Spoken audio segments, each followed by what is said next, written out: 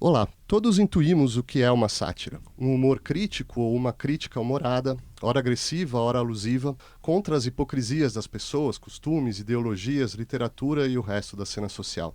Nesse sentido genérico, a sátira é provavelmente tão antiga quanto o gênero humano e onipresente em seu mundo. Quem não tem entre seus amigos um mestre da sátira? Como disse o satirista moderno H.L. Mencken, o panorama diário da existência humana, da loucura privada e comunitária, é tão desordenadamente grosseiro e disparatado que somente um homem nascido com um diafragma petrificado pode não rir para si a fim de dormir todas as noites.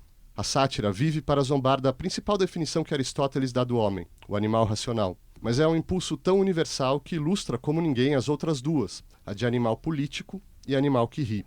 Não por acaso, quando a política no mundo antigo atingiu um máximo de complexidade na República e no Império de Roma, a sátira nasceu como gênero literário e recebeu sua forma poética, parodiando outros gêneros como a lírica, a didática, a inventiva, a comédia e a filosofia. O próprio termo sátura significa vulgarmente algo como mistureba, uma saturação de substâncias heteróclitas, como as comilanças oferecidas aos deuses, ou as linguiças, ou as miscelâneas de leis e jurisprudências. Como a epopeia, a sátira é uma espécie de micromundo. Mas se os poetas épicos celebram o mundo passado, com seus heróis, deuses, ritos, festivais, triunfos nacionais, os satiristas expõem, protagonizam, punem e instruem o mundo presente. A política, as guerras, o comer e o beber, o fazer dinheiro e os vícios, abusos, tolices e incoerências da vida pública e privada. Pela humilhação, o humor satírico produz humildade, mas também liberação. Como disse o latinista Daniel Hulley, é um lugar onde certos lados desregrados de nós mesmos saem para brincar. Aqueles aspectos da nossa humanidade animal que estão excluídos ou tampados em outros gêneros. Merda, vômito, pus, gases, sêmen, não muito sangue, um fluido épico. Os cheiros do bordel, as desfigurações humanas grotescas, o vergonhoso, o desagradável, o embaraçoso, o risível e desprezível nas pessoas, e ainda assim, como nós realmente em alguns aspectos somos. É uma espécie de carnaval que, de modos variados, institucionaliza o exercício social, onde o escravizado, o suprimido e marginalizado por nós, tem seus momentos de exuberante licença antes das travas se fecharem de novo. Para discutir a sátira romana, convidamos Alexandre Hasegawa, professor de Língua e Literatura Latina da Universidade de São Paulo, e Fábio Cairoli, professor de Língua e Literatura Latina da Universidade Federal Fluminense. Alexandre, você pode nos introduzir a cultura romana, digamos, no século III, primeiros fragmentos, indícios que a gente tem de algo próximo à sátira? Começando aqui dessa suposta invenção da sátira, né? Quer dizer, antes de mais nada, acho que talvez vale a pena falar dessa ideia que sempre se apresenta, né, da sátira de ser um gênero propriamente romano, né? Eles reclamavam como o seu gênero, um gênero Exato, todo nosso. Né? Exato, né? Então Quintiliano vai justamente ter essa célebre frase, né? A sátira é toda nossa, né? Ou seja, não tem um antecedente propriamente grego, né? E acho que isso é muito particular desse gênero, que vale tanto a pena a gente tratar dele, né? O fato dele ser propriamente romano, né? Da épica que você mencionou no início, a lírica, a comédia, né? Já havia antecedentes gregos, né? Mas a sátira não, ela nasce como um gênero propriamente romano. E daí, se pegarmos os autores, né, que escreveram sátira, de que a gente tem texto, né? Horácio, Pércio, que o Fábio vai poder tratar bem aqui, Juvenal, né? Todos eles vão apresentar como o inventor do gênero Lucílio. Né? Lucílio seria o inventor do século II a.C., ele seria o inventor da sátira. Alguns supõem ainda, né, que a sátira teria começado já antes, um pouco com Ênio, né? Mas a gente tem aí, nesse início, não muitos textos. A gente não tem textos completos, nem de Ênio, nem de Lucílio. São todos textos fragmentários, né? E fica muito difícil, então, a gente avaliar, primeiro, o que era a sátira nesse período. E um outro problema até anterior, eu diria, é saber se de fato eles, né, tanto Ênio e depois Lucílio, pensavam a sátira como propriamente um gênero, né? Porque na ideia de sátira, como você introduziu aí, vem essa ideia da miscelânea, da mistureba que você usou, né? E o título sátira, então a gente nem sabe se eles deram esse título às obras dele, Ênio e Lucílio, mas esse título ele pode simplesmente remeter a um conjunto de textos de vários gêneros, ou seja, uma mistura, né? Uma obra que tem uma variedade de gêneros, e não propriamente uma ideia de sátira, né? No entanto, quando a gente vai então para os autores de que nós temos textos, Horácio, Pércio e Juvenal, eles vão apresentar Lucílio, esse autor, como o inventor do gênero sátira. Ora, o que caracteriza esse gênero, né? Antes de mais nada, né? Que a gente vai poder discutir aqui e ver. Antes de mais nada, é um metro, né? Chamado hexâmetro datílico. Então, a sátira ela é escrita em verso, ainda que Horácio diga que não faz verso, depois a gente pode discutir isso daí, mas a sátira, então, ela é escrita em verso e num verso particular que é o hexâmetro datílico. Isso. Exato. Por que esse verso em especial? Então, O que levou Lucílio, talvez o próprio Enio, a escolher esse verso? Esse verso. Então, essa é uma questão também difícil de responder. Enfim, tem uma hipótese, né? Que o hexâmetro datílico ele foi escolhido, entre outras coisas, por um caráter didático, filosófico que ele já tem na tradição grega. De solenidade, então, inclusive, né? De solenidade, né? Quer dizer, exato, porque é um verso que ele é usado, né, para uma poesia mais elevada. Sim, para o mais solene dos gêneros, que é o épico, ou seja, você vai contar o que há de mais nobre na atividade humana, e usa o gênero mais solene de todos, né? Então, eu acho que, complementando a própria ideia de que escolher esse verso, que aparentemente não era o único verso que eles utilizavam, né? Ou seja, há um ou outro fragmento do Lucílio que induz a gente a pensar que ele usava outros metros, né? É um problema que depois volta quando a gente lê o Pércio, né? Mas o grande corpus de poesia satírica do mundo romano ele é em hexâmetro datílico, mas aparentemente, particularmente no caso do Lucílio e desses antecessores dele, pode não ter sido o único, ainda que nesses outros autores fosse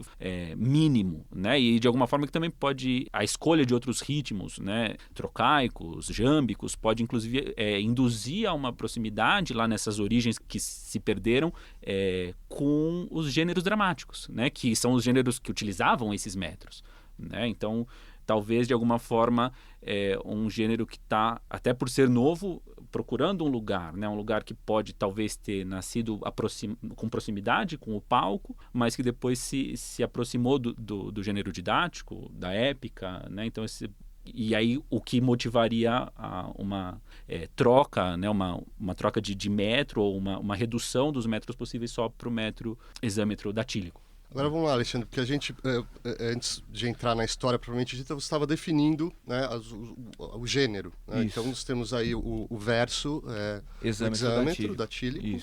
Isso. Antes ainda, acho que convém fazer uma diferenciação também. Quando a gente fala, então, do hexâmetro datílico, é de uma espécie ou um subgênero da sátira. Né? A sátira, entre os antigos, eles dividem entre a sátira luciliana, né, que é essa em hexâmetro datílico, e a chamada sátira menipéia, né? Essa, então, pode ser até em prosa, né? Em prosa ou um prosímetro, a mistura do verso e da prosa, né? Essa sátira menipéia. Mas tratando só da sátira luciliana, né? Lucílio como inventor, e daí o hexâmetro datílico, né? A gente tem, então, essa primeira característica. Uma outra característica muito importante da sátira é a mistura do sério cômico. Então, a ideia de você criticar, de tratar de assuntos filosóficos, éticos, políticos, mas por meio da ironia, mas por meio da paródia. Então, essa é uma característica muito importante e que vai também situar os autores. Então, já para falar um pouco disso, né? Por exemplo, Horácio, né, que reconhecendo a invenção, né, da sátira por Lucílio, né, reconhecendo Lucílio como importante autor, mas não deixa de criticá-lo, né, dizendo que Lucílio é muito acerbo, é muito violento e que convém, né, muitas vezes, para justamente fazer a crítica, muitas vezes se vale mais do ridículo, do cômico, do que propriamente do sério e do acerbo, né? Então essa é uma questão colocada já no início, na primeira sátira de Horácio. Essa é uma característica importante, a mistura do sério e do cômico, né? Justamente em função disso, Fábio Cairoli, na época de Lucílio, esse século II, né, antes de Cristo, ali no final do século II antes de Cristo, quais eram, assim, em termos de gêneros literários, quais eram os gêneros que tratavam do humor? Porque você tem uma história da comédia grega, você tem a comédia, né, romana, o palco romano, e talvez o humor se expressasse em outras. Eu estou tentando ver qual era o tipo de material que ele tinha à disposição para criar esse novo gênero. Sim, veja, acho que o grande gênero do século II a.C. é provavelmente a comédia, né? Então a comédia por si só, ela é um tipo, né? Ela tem lá um tipo de crítica à sociedade que é um pouco diferente daquilo que acaba se consolidando como uma crítica do gênero satírico, né? E de alguma forma a comédia romana, ela também já é algo que depende da mediação da própria comédia grega, ou seja, os gregos vêm fazendo esse tipo de encenação teatral, que é a comédia desde o século V a.C., né? E a gente está falando de 300 anos depois.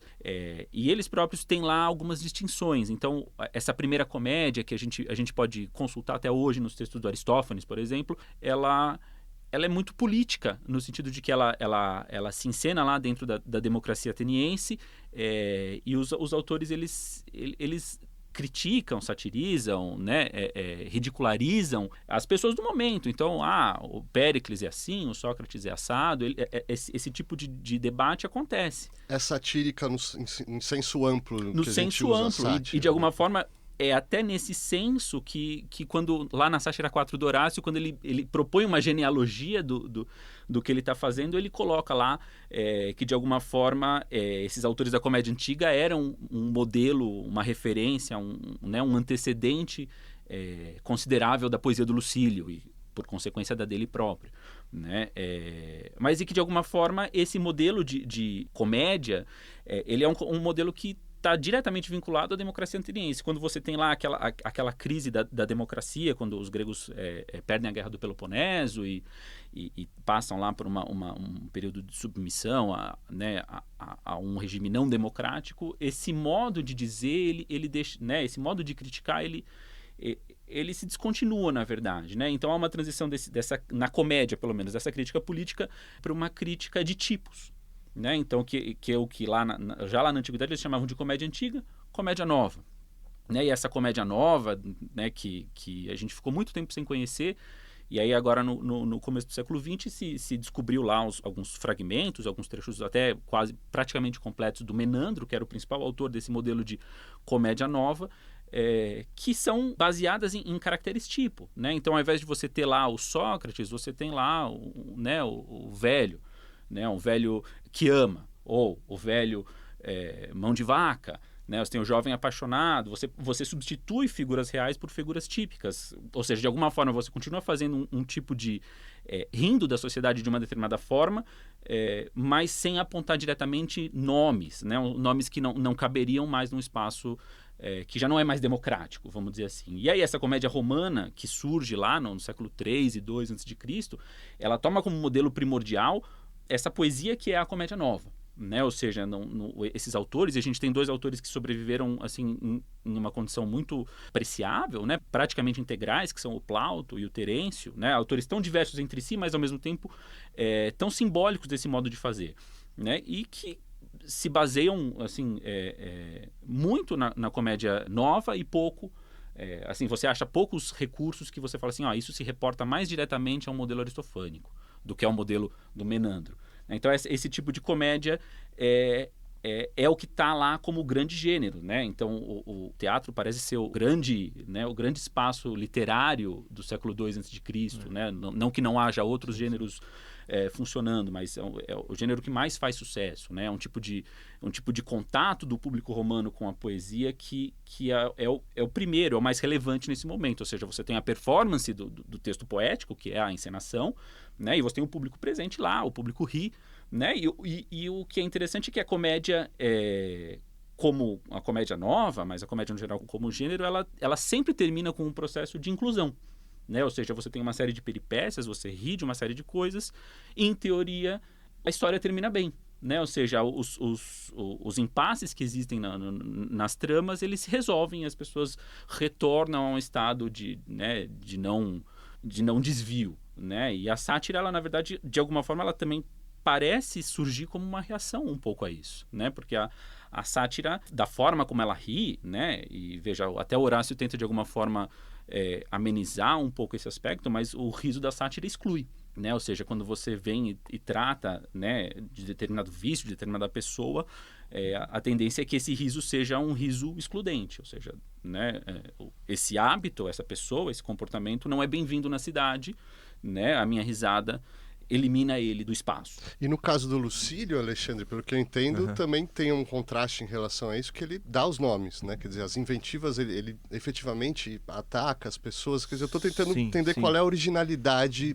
dessa figura, o Lucílio, por mais fragmentária que seja a obra que a gente tem, se a gente consegue passar para o ouvinte uma ideia dessa figura, né? Como que ele cria esse novo gênero? Enfim, é fragmentário, mas evidentemente a partir de alguns fragmentos, né, a gente pode tirar alguma coisa. Partindo, vamos dizer assim, para aproveitar um pouco a discussão do Fábio também, daquilo que Horácio então diz na Sátira 1.4, né, diz que todo Lucílio, ele afirma assim, né, todo Lucílio depende de Euples, Cratino e Aristófanes. Quer dizer, Euples, Cratino e Aristófanes são 3 comediógrafos gregos, né, dessa comédia antiga, que tinha como característica, e Horácio ressalta isso no começo da Sátira 1.4, a crítica acerba, né, à sociedade.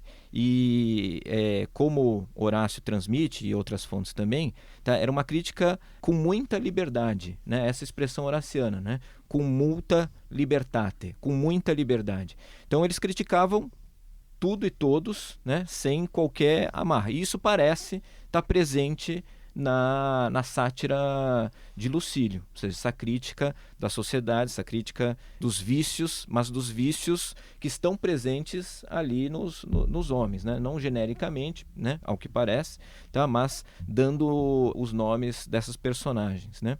Para contrapor, né, o Fábio lembrou justamente dessa suavidade, justamente para contrapor a Lucílio, né, Horácio parece não se ligar tanto a essa comédia antiga e fazer essa crítica acerba e particular, mas fazer uma crítica mais dos tipos e suavizada, né?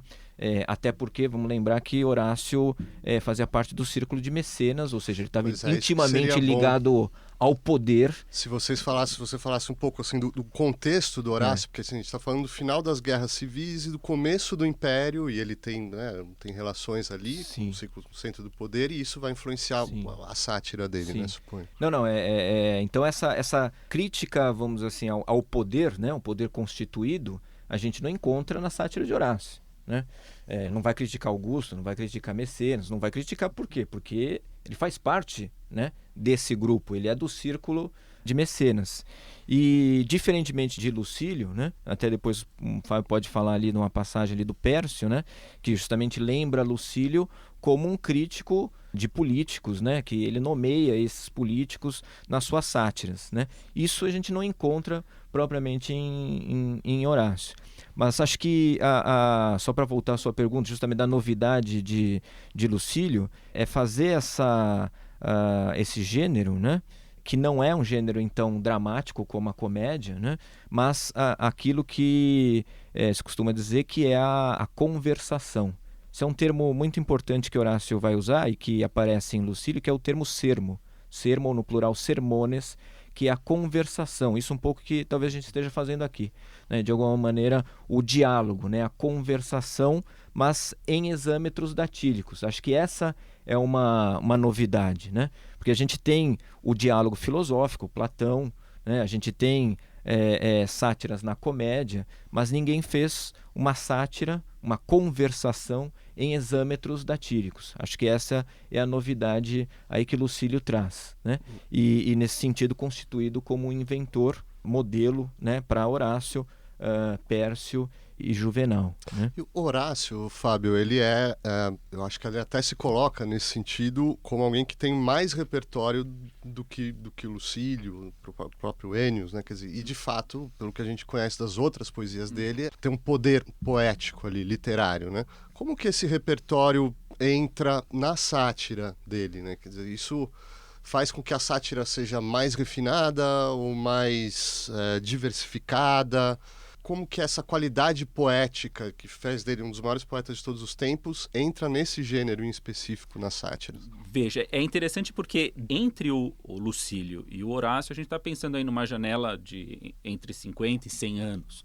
Né, e que do ponto de vista do que está acontecendo nas letras romanas, há vamos dizer assim, uma revolução. São dois cenários literários, vamos dizer assim, cenários poéticos totalmente diferentes. Né? Ou seja, quando você pensa o mundo do Lucílio, ainda é um mundo em que o poeta, de alguma forma, ainda está lutando com uma língua que está se tornando uma língua poética, que tem recursos talvez não tão amplos, né? E quando você chega já no momento do Horácio e dos outros poetas augustanos, você já está pensando numa geração que tem como objeto de leitura autores como Catulo, né, só para falar de poetas, mas também, né, autores como Cícero, César, que de alguma forma representam assim um desenvolvimento linguístico, veja, assim, incrível, né? Ou seja, eles dão espaço. Então, né, você quando, por exemplo, sei lá, pensa no Cícero, por exemplo, ele declara claramente isso em determinados pontos da obra dele. Olha, eu tenho o objetivo de, né, criar um repertório, tornar, sei lá, por exemplo, na filosofia do Cícero, tornar o latim uma língua que comporta a circulação filosófica. Né? Então, esses autores não só eles têm lá os modelos gregos que estão sempre continuamente sendo lidos como uma fonte, né? Então Horácio entre eles, mas também já tem um repertório latino com o qual trabalhar. Né? Eu acho que isso faz bastante diferença no tipo de abordagem que o Horácio pode fazer do repertório que ele tem à disposição dele.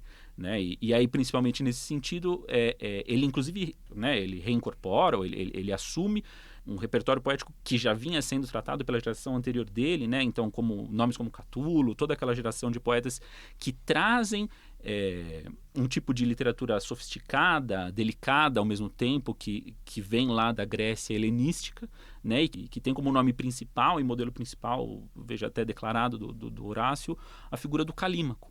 Então, o Calímaco foi um poeta que viveu no século III a.C., né, em Alexandria, então num contexto diferente, né, e que estava vinculado ao ambiente da biblioteca de Alexandria. Né? Então, aqueles intelectuais, aquelas pessoas que tinham, pela primeira vez na história, acesso a uma vastidão de informação que nenhuma literatura anterior tinha.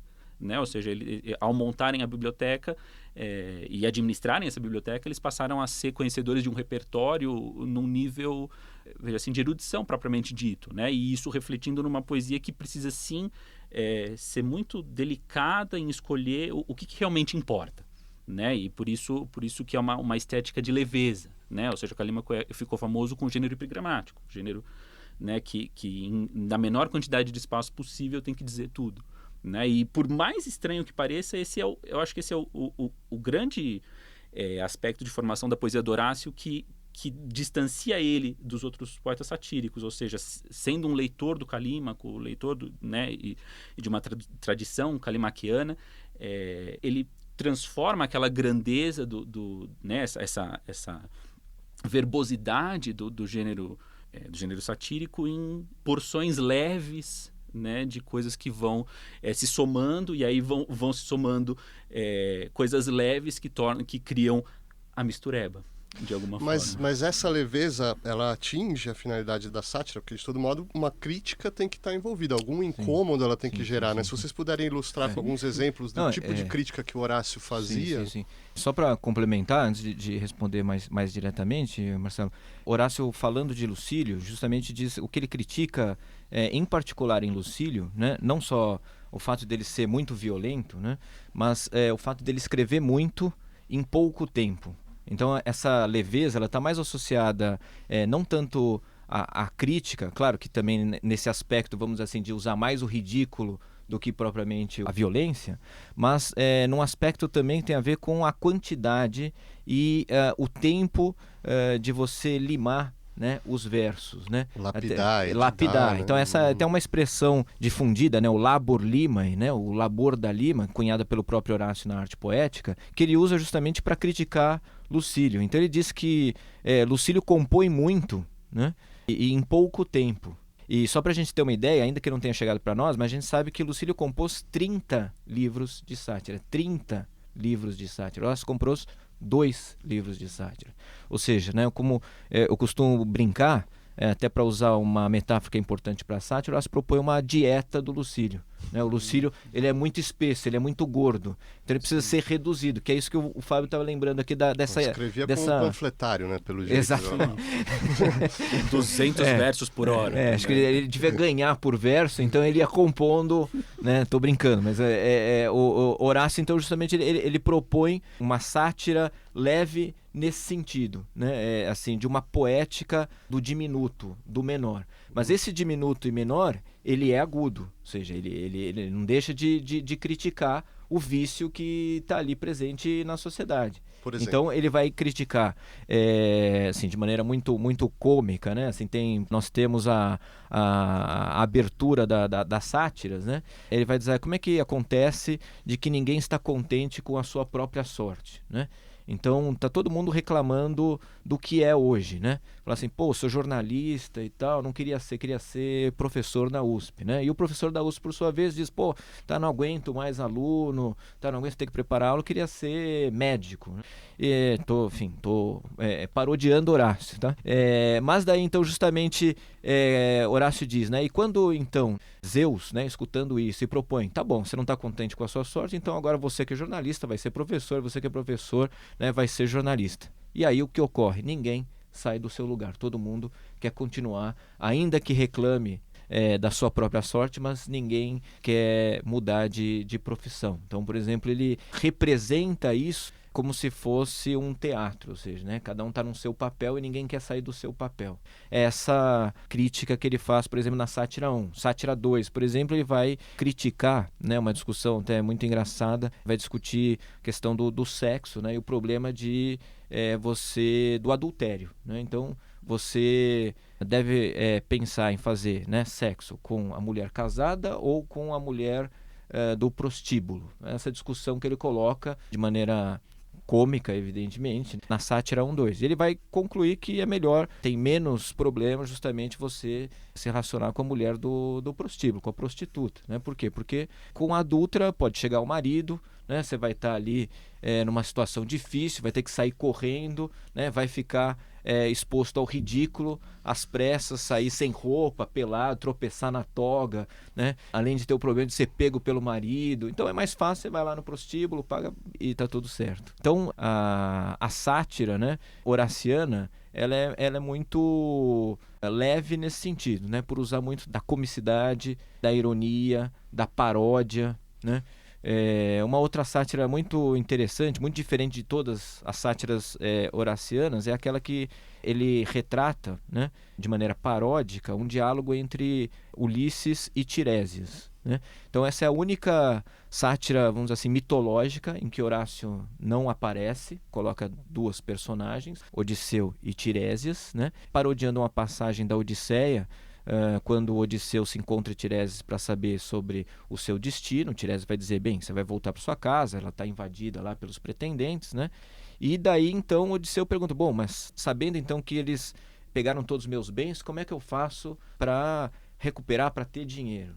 Então Tiresias vai propor a ele que ele seja um caçador de heranças. Que ele então procure se case com uma mulher já muito velha, né, próxima de morrer. E daí então ele vai, né, logo ter essa herança e poder recuperar os bens, né?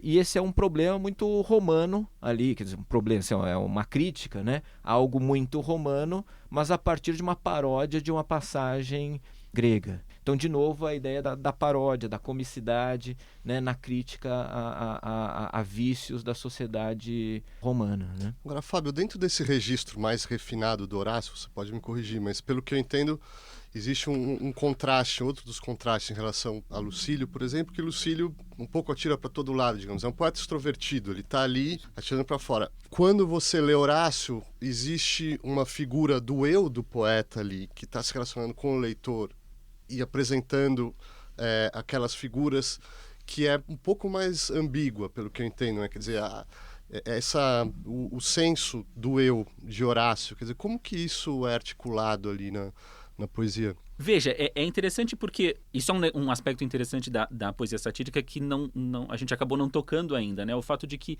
a poesia satírica, e esses autores em particulares, elas traçam uma linha muito clara, né, entre o eu e o outro, né? Então a sátira é uma poesia em que a voz satírica, a persona satírica se reveste de muita autoridade, né? Ou seja, ele tenta deixar muito claro o quanto ele está certo, né? O quanto a invectiva que ele faz é justificada e os outros são todos equivocados, burros, ou sei lá qual for o aspecto que ele vai estar abordando ali, né? Mas que, de alguma forma, no Horácio não é unitária, né? Porque ao mesmo tempo em que em determinadas sátiras ele se atribui essa autoridade, em outras ele evidencia uma condição que é a condição próxima da que ele viveu, de que ele não é um indivíduo socialmente privilegiado, né? Então, em determinados momentos, ele abre espaço para que o Horácio, voz autoritária, satírica, ceda espaço para o Horácio cliente. Né? Ou seja, então, em determinados momentos fica muito claro que, na verdade, fica muito claro a construção de uma persona que é o amigo do mecenas. Né? Então, acho que, eu não me lembro se é a 6 ou a 7, em que ele fala muito sobre, ele reclama muito do fato de que as pessoas o abordam na rua para que ele interceda diante do mecenas, que ele próprio, sim, é a pessoa poderosa em questão, por qualquer assunto. E isso, veja, sendo esse o objetivo da sátira, ou seja, satirizar talvez essa tentativa de transitar pelas influências políticas né, das estruturas sociais antigas, ele acaba, na verdade, se colocando numa posição em que a autoridade já não é mais dele, a autoridade é do mecenas. Né? E até, de alguma forma, numa subversão final, já lá no final do segundo livro de sátiras dele, ele cria um espaço para que o próprio escravo dele, né, relacionado a um contexto específico lá das festas das Saturnálias, que o próprio escravo dele faça uma invectiva contra ele. Né? Ou seja, ele diz lá no poema, né, a persona satírica, olha, né, me diz o que você acha que tem de errado comigo.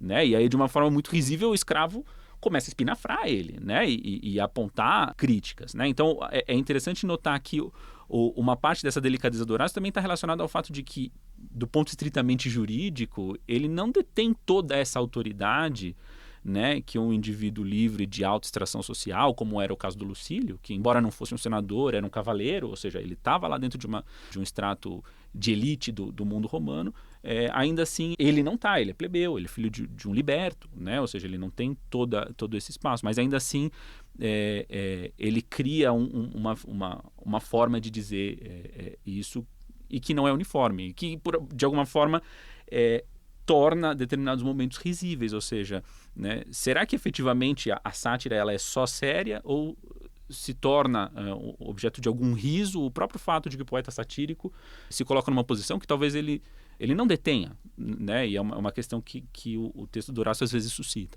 Né? Podemos nos mover, eu sei que você quer falar isso, mas se a gente puder incluir talvez o Pércio nisso, porque a gente precisa entrar, temos pelo menos 2 poetas canônicos ainda.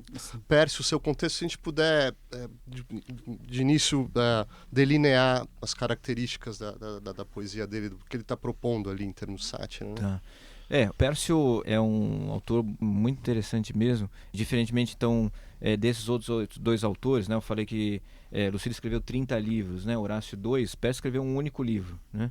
E um único livro com 6 sátiras, né? Um prólogo escrito, então a gente falou que a sátira ela é escrita em exâmetro datílico, mas essa característica muito particular das sátiras de Pércio, que tem um prólogo num outro metro, que é o coliambo, então muito particular, né? Tem um prólogo que introduz, né, breve, né, mas que introduz as sátiras, e uma questão, uma peculiaridade, uma característica muito importante das sátiras de Pércio, que ainda hoje, mas mais antigamente, era visto como um defeito, né?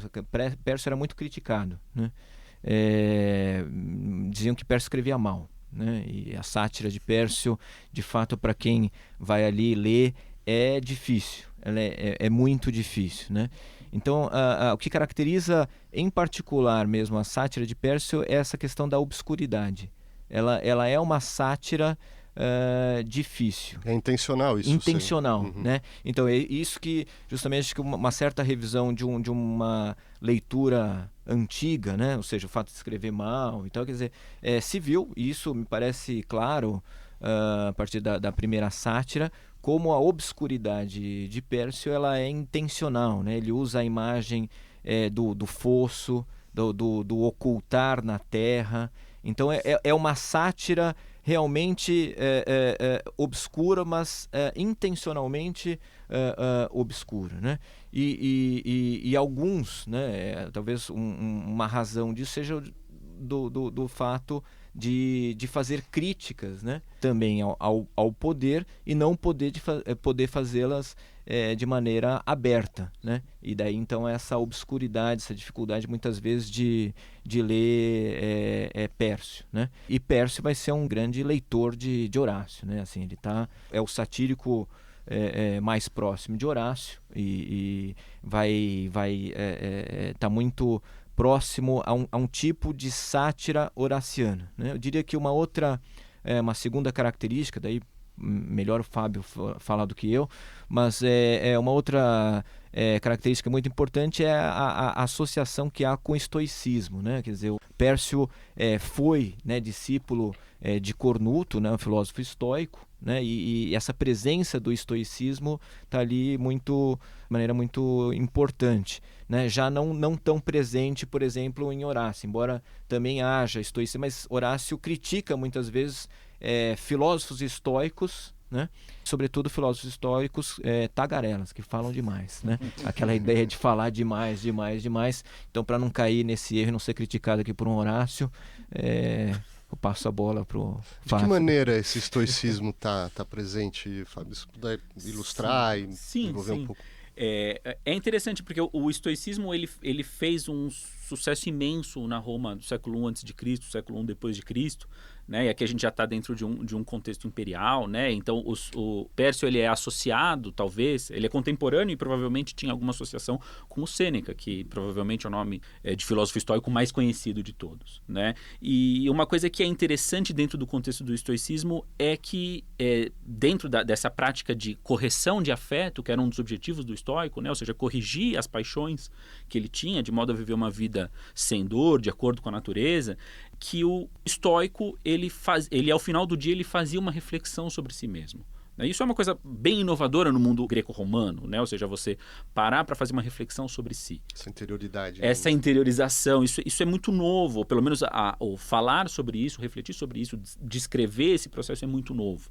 E de alguma forma, Pércio parece, de alguma forma, ele está procurando, como forma de produzir literatura, como forma de produzir poesia, alguma coisa que se assemelha a esse tipo de diálogo interior, né? Então, da mesma forma como uma voz sua diz para você, olha, você está errado em ter tratado determinada pessoa de uma forma, né? E a outra parte de você mesmo se desculpa, procura, né? Pensa uma forma de não ter esse comportamento, a sátira, né? o sermo, ele parece ser o gênero perfeito para que você reproduza como literatura, como poesia, essa forma de diálogo interno. Então, muitas vezes você tem no Pércio uma certa polifonia, vamos dizer assim, em que não fica claro, fica claro que há vozes diferentes, que há contraposição de opiniões, de diversas opiniões, mas não necessariamente fica claro qual delas é a opinião do poeta, a voz da persona satírica, e qual é a voz daquelas vozes que se contrapõem a essa persona satírica, né? Então, acho que esse é o principal reflexo, além, logicamente, do quanto há de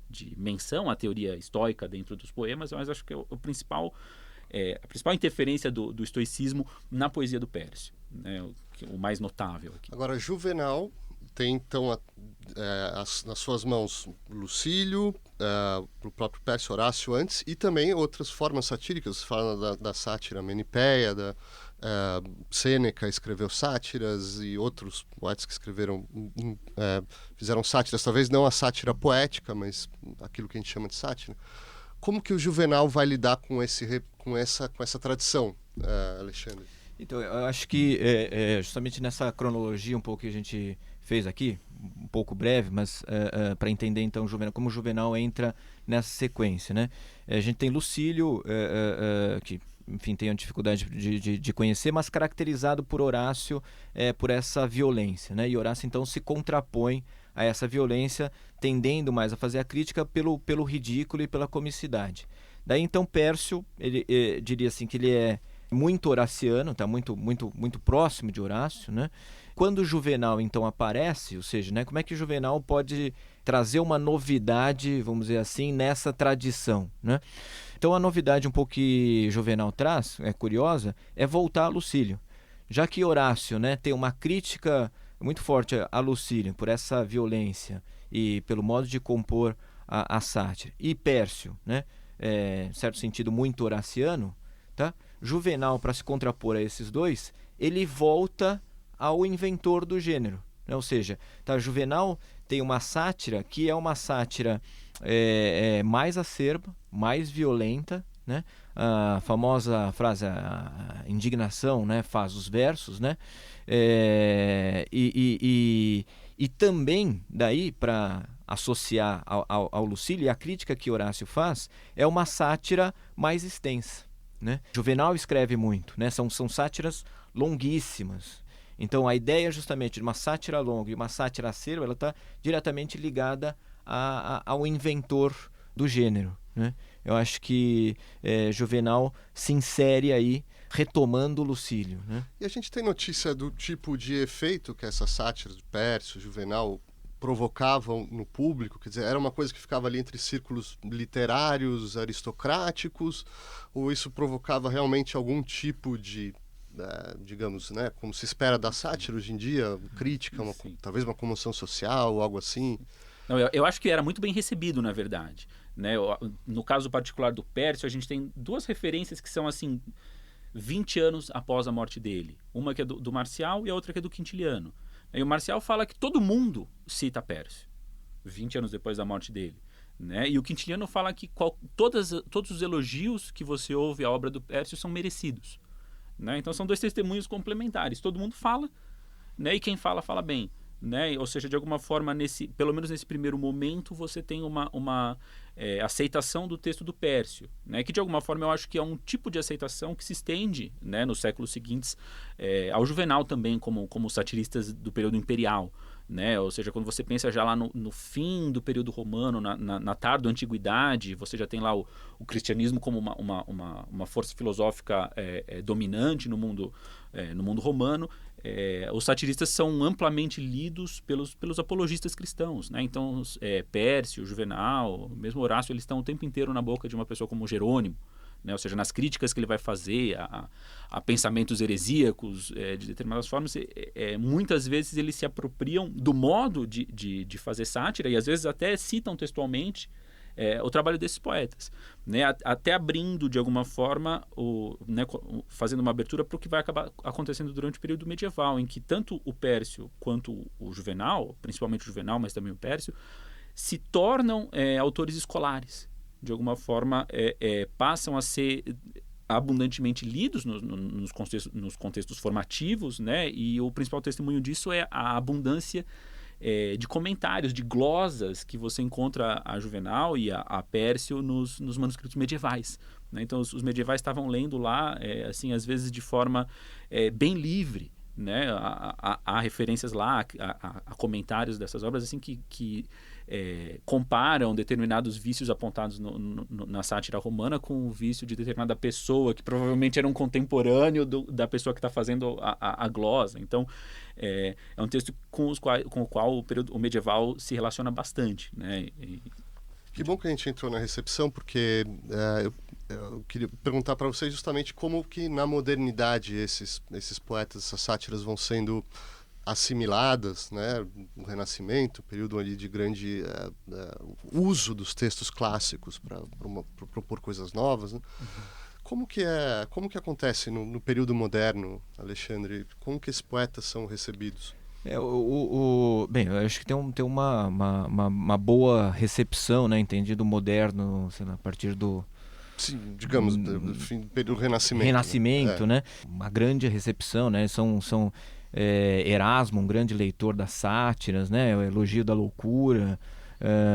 Eu acho que vai retomar muito, né, os autores satíricos. A gente tem comentários importantes, né, dos satiristas aí de Juvenal, de Pércio, né, mesmo Horácio, autores que ainda nesse período e um pouco depois vão fazer sátira em verso. A gente tem Bocage, né, que tem sátiras, né, em verso, né? A gente não tem hoje, né, assim, mais contemporaneamente, a sátira como gênero propriamente se praticado em verso, mas na modernidade, a partir do Renascimento, a gente tem uma recepção muito, muito interessante, muito importante, né? Gregório de Matos, né? Também vai beber aí desses autores, né, na nossa tradição então de letras portuguesas, né? Boccaccio, Gregório de Matos, eu acho que aqui no Brasil você tem Alvarenga Peixoto que lê, né, tem uma tradição satírica, as cartas chilenas são textos que se relacionam muito com essas matrizes latinas, né, muito, muito frequente. Você tem, até com o surgimento da imprensa no Brasil, você tem toda uma relação da imprensa nascente no Brasil, no século XIX, com a imprensa de opinião, com a leitura dos satíricos, né? E aí não só os satíricos... Os satíricos clássicos, tá dizendo? Os satíricos clássicos, sim. E ao mesmo tempo os satíricos clássicos lidos direta e indiretamente, né? Porque esses são autores que, por exemplo, no século XVII fizeram um sucesso imenso, né? Horácio, Pércio, Juvenal, na Espanha. Todo poeta espanhol do século XVII cita Juvenal e Pércio em algum momento, leem abundantemente. E na Inglaterra. Então, a Inglaterra que tem uma tradição de poesia satírica muito forte, né, e que lê esses autores abundantemente, né, e a nossa imprensa brasileira, né, nascente ali no século XIX, ela não só lê diretamente os poetas satíricos romanos, como lê esses poetas mediados pelos ingleses, né? Então você vê muito eles falando lá sobre o John Dryden ou outros autores assim, ou seja, eles de alguma forma leem a sátira original desses satiristas ingleses e as traduções que eles próprios faziam do latim para o inglês, né? Então, de alguma forma, um modo de operar que se enraiza na cultura brasileira. E em que sentido a sátira moderna ela extrapola esses modelos canônicos, clássicos, né? Você tem a prosa, naturalmente. Sim, eu acho que acho fundamentalmente isso, quer dizer, a gente não tem moderno, você tem essa, não mais, né, uma escrita em verso, né? Acho que talvez a gente pudesse resgatar esses autores, né, com novas traduções, e talvez isso possa gerar aí nas nossas letras ressuscitar as sátiras, né? Que bom que você falou isso, porque eu propor justamente para vocês, a título de rodada final, para a gente entender qual é o papel, ou qual pode ser o papel dessas sátiras clássicas no nosso mundo contemporâneo, qual pode ser o futuro, né? O que esperar, por que a gente deveria recomendar, por exemplo, para um escritor, alguém que tenha ambições literárias hoje, para revisitar esses autores. Fábio?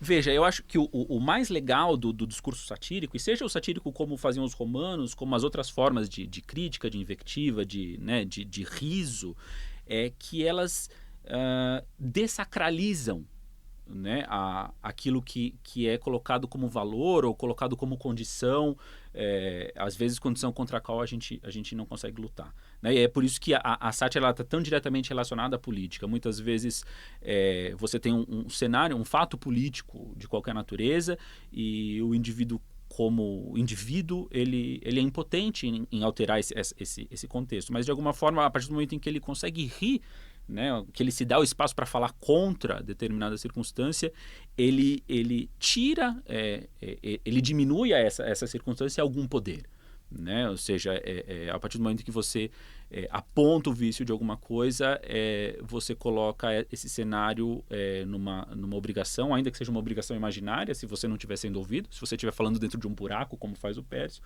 mas numa obrigação de se colocar, de se justificar, né? Então eu acho que nesse sentido, talvez o presente seja um momento em que a sátira seja importantíssima, né? Ou seja, o mundo em que se acentuam cenários adversos né, objetos de crítica, ele demanda que as pessoas não se omitam, não sejam apáticas diante daquilo e que falem, né? Então eu acho que de repente essa seria a principal justificativa pelo qual, assim, alguém que começa a escrever hoje considere a sátira, não necessariamente a sátira inversa, mas a escrita invectiva, a escrita crítica, a escrita derrisória, né? Porque ela opera em alguma camada, alguma reforma da sociedade.